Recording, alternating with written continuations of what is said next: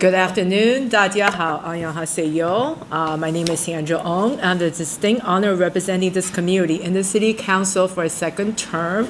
I'm going to warn everybody ahead of time. This is going to be kind of long. However, everyone's welcome to follow along with our slides. So let me start by thanking the Glow Community Center for again graciously hosting this event for the second year, as well as the Korean Traditional Music and Dance Center and the New York Gujin Center for their beautiful performances. I think we should give a hand up for them again.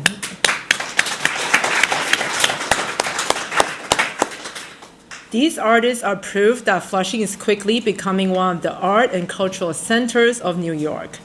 During the second year of my first term, I continue to hear from thousands of constituents who came to us with their concerns and issues, both big and small. We assisted people in cases as substantial as helping senior citizens secure property tax exemptions to something as small but not less important as getting a trash can on a busy street corner. During year two, I also expanded the services and resources we provided to the residents of District 20. I continue to fund pro bono legal services, including attorneys from CUNY Law School, New York Legal Assistance Group, and the Queens Legal Services. For the second year in a row, legal experts from CUNY Citizenship Now were in my office every Wednesday assisting people with their immigration and citizenship issues. I allocated funding to the Quincy Asian Resources, Inc., who have representatives in my office twice a month helping people apply for critical government assistance program. From SNAP benefits to free or low-cost internet, hundreds of people are now getting the benefits and resources they not only need, but they're entitled to. As we brought city government to Flushing, the Mayor's Office of Immigrant Affairs helped people renew or apply for a coveted ID-NYC card. And when I hosted the popular ID-NYC van right outside here of Glow last spring, over 100 people applied for and received a new card. Representatives from the Housing Preservation Development were in my office for 3 months straight, advising people on housing issues or helping them apply for affordable housing. The Department of Buildings, Office of Administrative Trials and Hearings, and Department of Small Business Service all brought their agency services directly to the people of District 20 this past year. Hardworking entrepreneurs and business owners are the backbone of our local economy, and supporting them has been a priority of mine since taking office. I'm proud of my partnership with the Queens Chamber of Commerce, which gives our small business owners access to specialists from Small Business Resource Network twice a month. Small business have an valuable opportunity to meet one-on-one and get individualized advice on everything from accessing financing and loans to growing their online presence. More importantly, we deliver all these services in multiple languages, including Mandarin, Korean, Spanish, and Bengali to better serve our immigrant community. In May, I invited the Department of Citywide Administrative Services to host a hiring hall at 10 Grand Mall, where they interviewed and even hired local residents on the spot to fill vacancies for quality, well-paying city jobs. At that time, Flushing event attracted more job seekers than any other previous hiring hall hosted by the city. I believe that expanding access to local government goes hand in hand with inspiring civic participation in our immigrant community. There's a wealth of untapped talent in our communities, and New York City thrives on its diversity. And an immigrant's background brings a wealth of perspective that can enhance the service we provide to our city residents. Moreover, we need more bilingual and culturally competent people in city government, fostering communication and understanding across different communities. In an immigrant community like ours, people too often neglect regular medical checkups. So I partnered with several local organizations to provide free health services throughout the year. We hosted free prostate screening, devoted an entire day in Casino Park to wellness, invited the mammogram van to Flushing to provide free breast cancer screenings, and distributed free flu vaccines in my district office. And I met with many of you out in the community where you work and live. At events throughout the year, we distributed over 200 rain barrels, gave away hundreds of pounds of city compost, provided rain barriers to help homeowners in flood-prone areas. We welcome thousands of you to our always popular fall festival, and we enjoy movies and live music together in our parks. In November, we worked with local sponsors to distribute hundreds of turkeys to people and families in need. 2023 was an amazing year, and I look forward to what 2024 brings. But before we look ahead, let's look towards some of the challenges I outlined in my first State of District speech and how we try to meet them head on. Since taking office 2 years ago, I've spoken with many of you regarding a long-running issue in our district, sidewalk congestion. Individuals who use wheelchairs, elderly residents with walkers, and parents with strollers have all approached me to express their frustrations. And when I first took office, street vendor enforcement was the responsibility of the Department of Consumer and Workers Protection, which was given the authority through what I believe was an ill-fated decision by then Mayor de Blasio. DCWP was woefully understaffed and ill-equipped to perform this important role.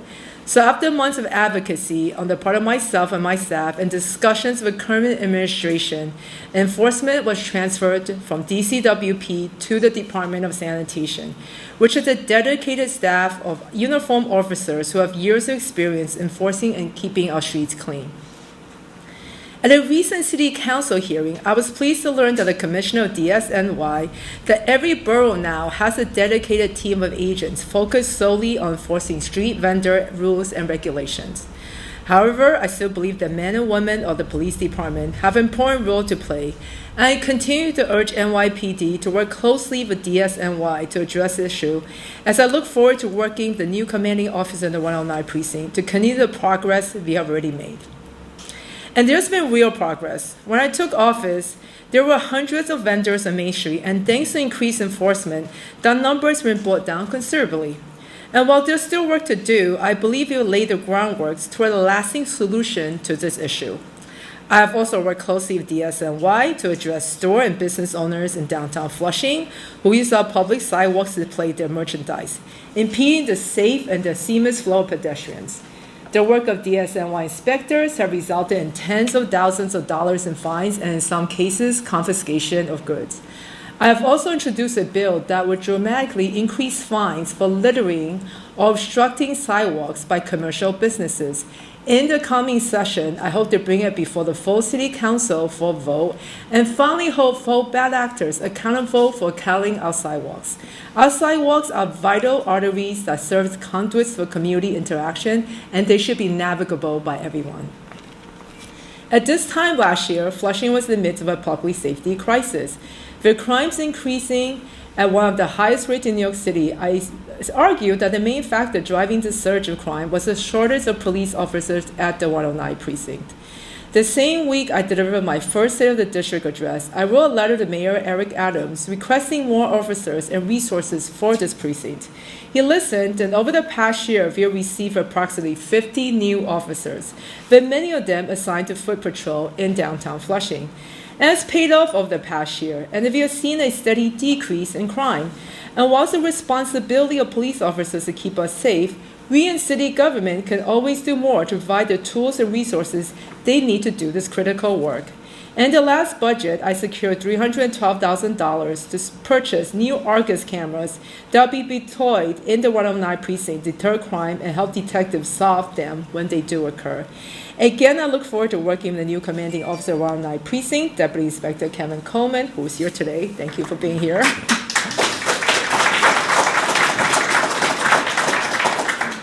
Another challenge facing our community is the persistent flooding in the neighborhoods around Casino Park. Just before I was elected to office in 2021, severe flooding around Casino Park not only caused extensive property damage, it tragically took the lives of a family of 3 who were unable to escape as water rushed to the basement apartment on Park Avenue. Since then, we have been reminded on several occasions of the devastating impact that extreme weather events caused by climate change can have on our community as they become more and more frequent. I've been working with the Department of Environmental Protection to address the chronic flooding with both short and long-term solutions.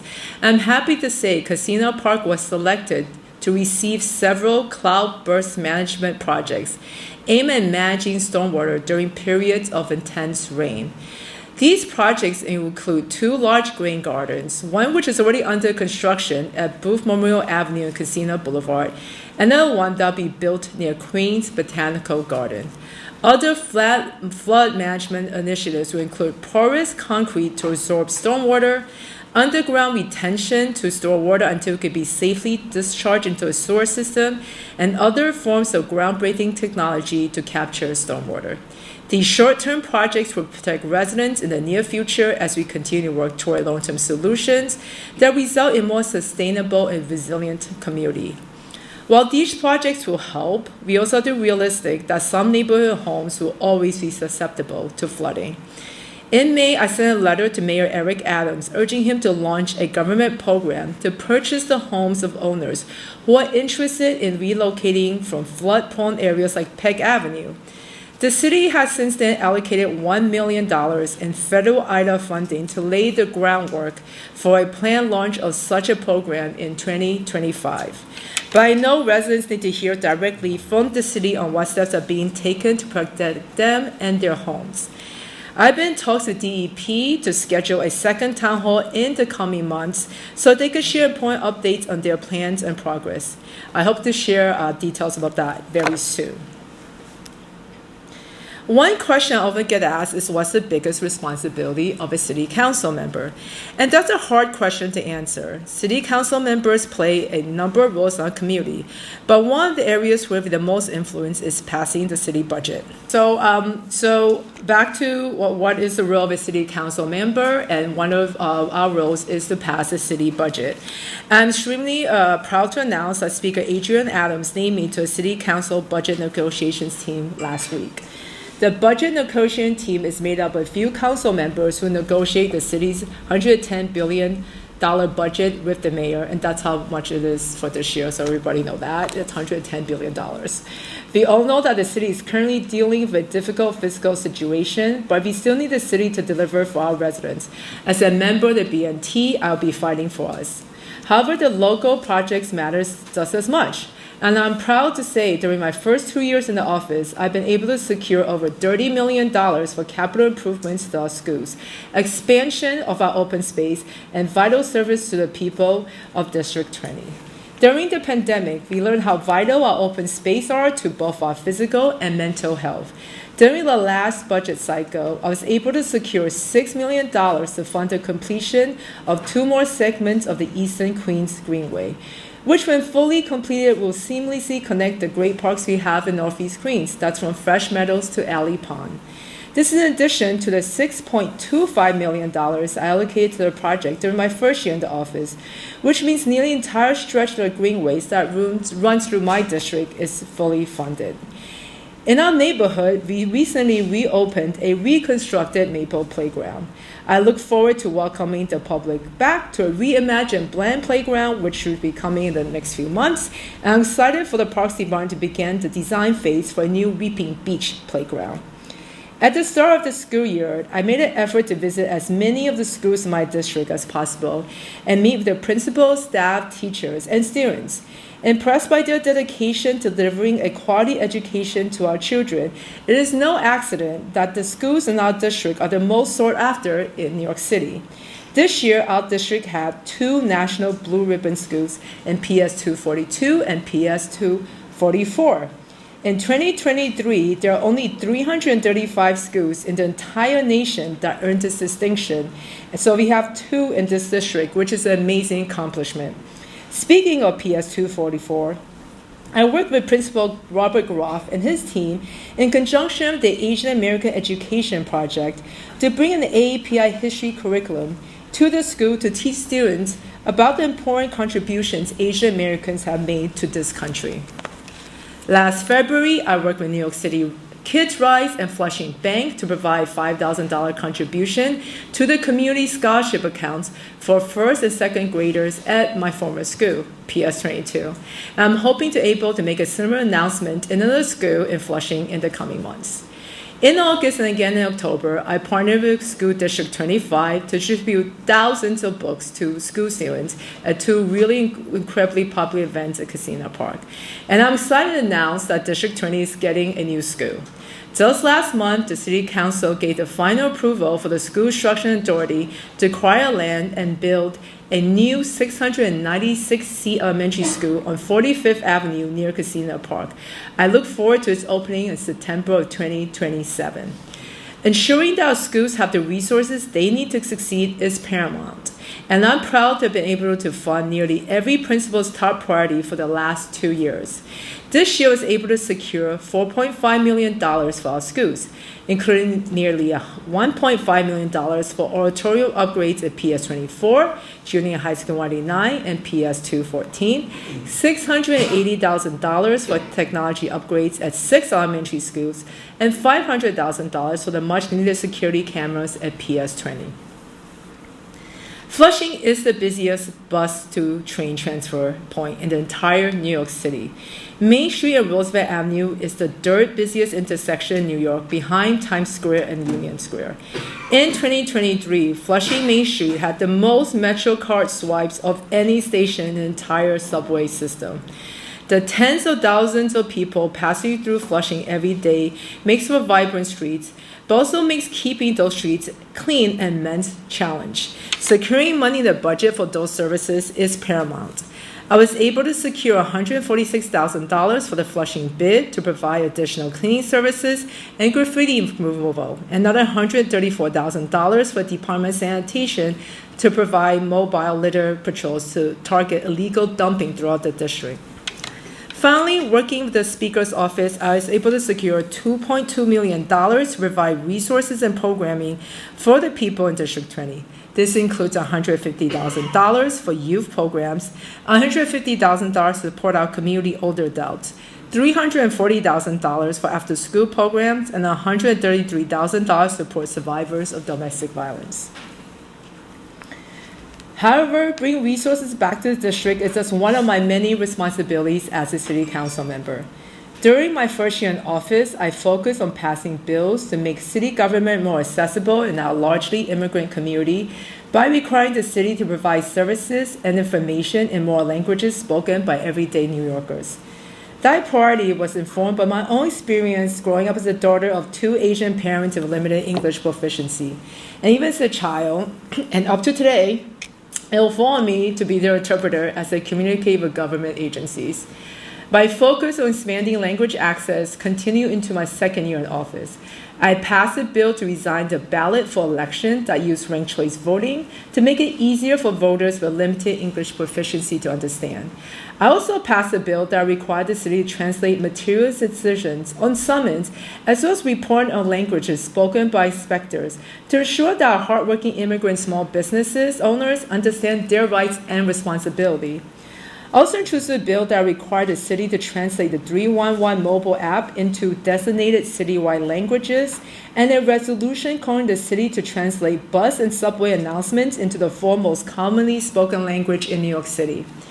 This year, I also turned my attention to the quality of life issues affecting our community.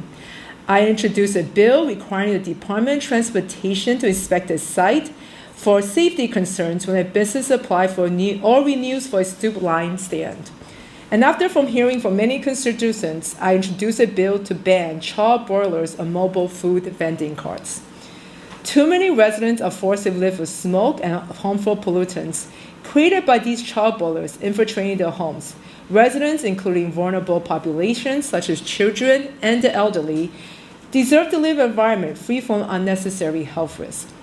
I introduced a bill that will prohibit smoking on sidewalks directly adjacent to public parks after I heard from parents about people smoking marijuana right next to a playground filled with young children. And we all see the buses parked on the streets throughout downtown Flushing as drivers take breaks or change shifts before they resume their routes. We are lucky to have a robust set of transit options in Flushing, but there also comes with its own set of challenges, such as traffic congestion caused by these buses. I passed legislation requiring the city to create a task force to find suitable locations for bus transit center in Flushing. It will be a place where buses can park, riders can wait for a bus, protective elements, and drivers can take a break in dignity. This is an idea that's been around since the 1960s, and it's time to make this a reality.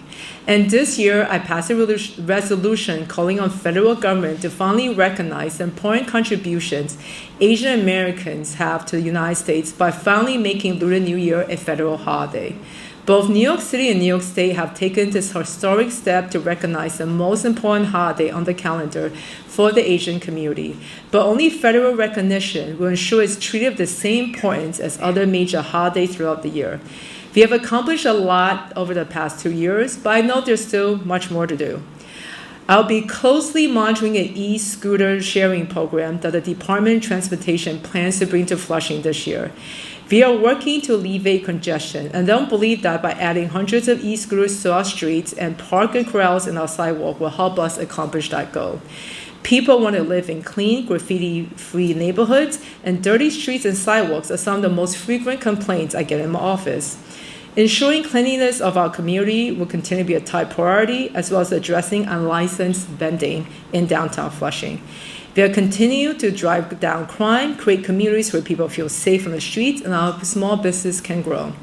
And I will continue to fight for more affordable housing, especially for our seniors, so they can remain in our community and age with dignity. Now, on to 2024. Last week, the City Council started a new session with a new assignments for council members. In addition for being named the chair of the Committee of Standards and Ethics, I'm honored to be one of the 8 City Council members and the only Asian Americans who will be joining Speaker Adams' leadership team. Thank you.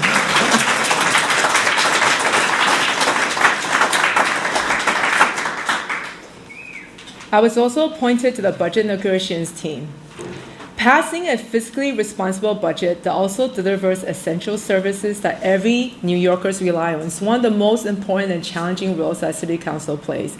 And I'm excited to be part of this integral part of this process. It is important that we have a voice at the table when important decisions are being made that would directly affect our community. And I look forward to being a voice and a bridge between our immigrant communities and city government. As a member of the Budget and Negotiations team, I will fight to ensure that agencies have the resources that they need to do their jobs.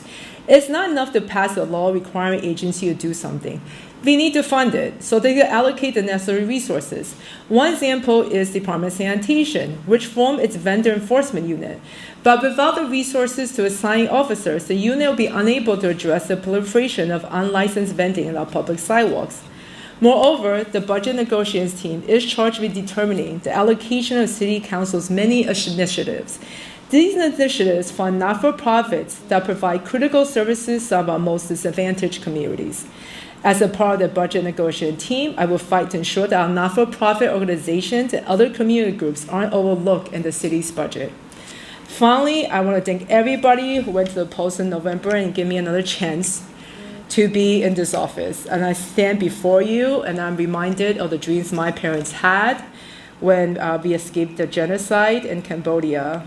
They were in search of a better future, and I believe that they have accomplished that. And this new term, I will continue to champion policies that break down barriers, create pathway success, and foster an inclusive environment where hard work is met with genuine opportunity. And as I look out in the crowd, I see so many community leaders here today. I want to thank all of you for your work to our community, making sure that everybody does have a voice in our city government. And I promise you, for the next 2 years, like the last 2 years, I will continue to champion for every resident in District 20. So with that, I want to thank all of you for being here today and wishing everybody a happy Lunar New Year. Thank you.